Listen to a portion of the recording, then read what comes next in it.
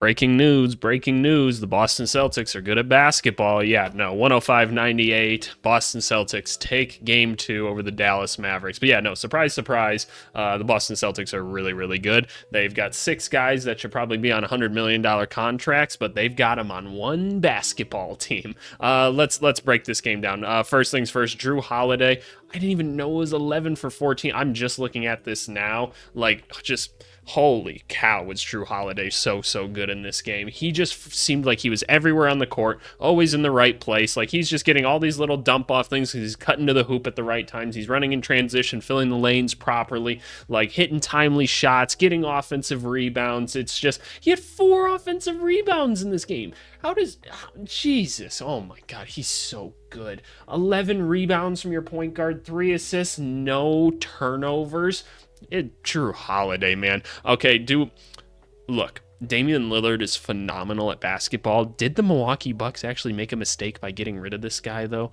Like, Damian Lillard's so good. Like, I at the time I couldn't blame him for it, but Jesus Christ, Drew Holiday's good. Derek White as well, man. Just defensive play after defensive play. Like, we should talk about the Celtics just in general quick. Just going out and just making Kyrie and Luka's job impossible. This is where the ISO offense is starting to get you in trouble, right? And I think the main adjustment that the Dallas Mavericks need to make is they need to stop having, like, the centers running these pick and roll actions with them right now. I think PJ Washington needs to be the one to get involved a little bit more, because he's the other guy on this team that can create for himself just a little bit. So when Kyrie and Luka get blitzed, because they're getting just blitzed out of their minds right now, right? If they can start dumping that off to PJ Washington, who then can start operate, don't get me wrong, it's not going to be like easy. There's still 3 other really good defenders waiting for him, but I'd rather have PJ Washington start to get going, start to handle the rock a little bit more, and just get him more involved in this basketball game, because him just sitting in the corner isn't working well for him right now. That's not benefiting them. They're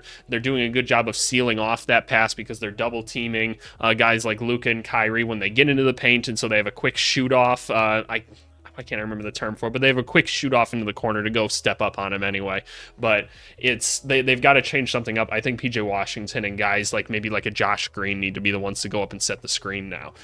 Then Boston unfortunately might just switch if that happens, but they got to try something, right? Like, they've got to try something. I think in a switch, at least Luka might be able to get a more favorable matchup or something, because he's clearly much more willing to go at like Tatum or somebody like that, or sometimes Brown, than like Derek White or Drew Holiday. That's at least what I'm noticing. Like, those two are just giving him much bigger fits than anyone else, but Drew Holiday and Derek White are just menaces out there defensively.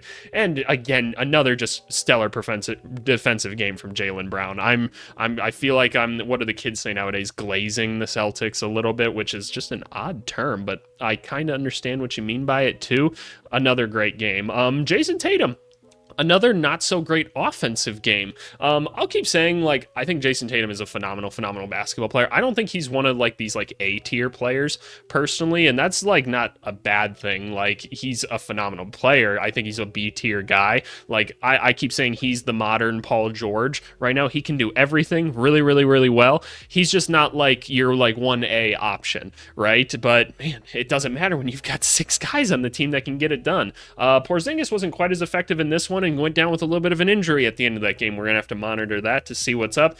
Thought Al Horford played really good defense this whole game, hit his shots, love to see it. Sam Hauser was cold from this one, and Peyton Pritchard hit the most fun shot of the night. So there you had it for the Celtics. But like, nobody for the Mavericks really got to touch the ball outside of Luka and Kyrie, and man, Kyrie cannot get any separation right now, which is really like troubling to watch. Like, I feel like I'm watching something I shouldn't when that happens, like you're watching something or someone being taken out behind the shed or something right now, and I'm just not used to seeing Kyrie Irving like that.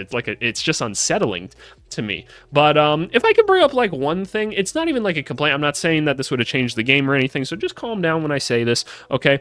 I don't think the games are being reffed very well right now. I think there's a lot of inconsistencies, and I'm not pointing a single direction right now. I'm just saying in general. There's calls being made like in one instance that aren't being made in the other, and I don't have like great examples necessarily, but that's just been my perception during the game. Like, there's been a couple times where guys have kind of jumped into people and like it's been called, and then like it hasn't been called. Sometimes hand hand-to-hand combat contact happens, and it doesn't. I'm not talking about that one that got challenged and reversed earlier in the game. I was also learning that rule, apparently, that there's continuation on like your shot form when two hands collide. So I don't know. The NBA basketball rules are way too complicated for me nowadays. But I do want to say I feel like the Celtics are being given the benefit of the doubt a lot of the time in comparison to Dallas, because I feel like Luka's kind of getting ridden pretty hard, and he should honestly have like twice as many free throws as he does. Like I want to give credit to like a Jason Tatum. I feel like he had more free throws than this, huh? Jason Tatum's really good at creating contact, man. Like really, really good. He wouldn't miss so many of these layups if he didn't start like if he didn't keep doing this. Like I know I'm up here and you guys can't quite see it right now. He's like scooping the ball up like this, like around, and that's a thing you do to keep the ball from getting like swiped and everything like that. But then when you try to finger roll that afterwards, that's a tough thing to control. You kind of have to come through and over and scoop it up a little bit more like that. But you have to be a little bit quicker and get a step by him to do it. So I just feel like he's gonna keep missing that shot. But no, I don't know. It's just something about the reffing. I don't know. It feels like it's been Celtic sided right now, like noticeably enough for me. Nothing like egregious. It just feels like they're getting calls a lot of times that Dallas doesn't get, and then there's just inconsistencies on both sides. Like maybe Dallas will get a call with like one little specific instance, and then it doesn't happen for the Celtics on the other end. It's just kind of confusing for me to watch as like a fan more so than anything else. But curious to hear if you guys feel that same way, or if that's just me in my own crazy head, because that could totally be true. But anyway, we talked about the one adjustment that needs to be made in some of this pick and roll that they want to do. They got to get somebody else involved somehow. I think Josh Green should probably be playing more minutes right now too, just for defensive purposes.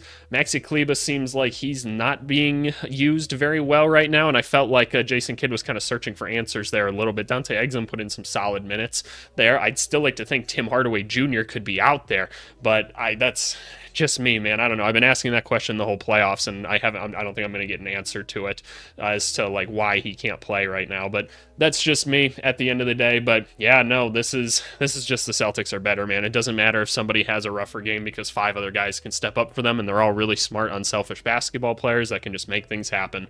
So shout out the Boston Celtics in this one. I don't think this series is by any means over, though. Dallas could sure figure it out. If anybody can, it's Kyrie and Luka. But yeah, you guys let me know what you think in the comments below. Thanks so much. Ideal offseason coming tomorrow morning.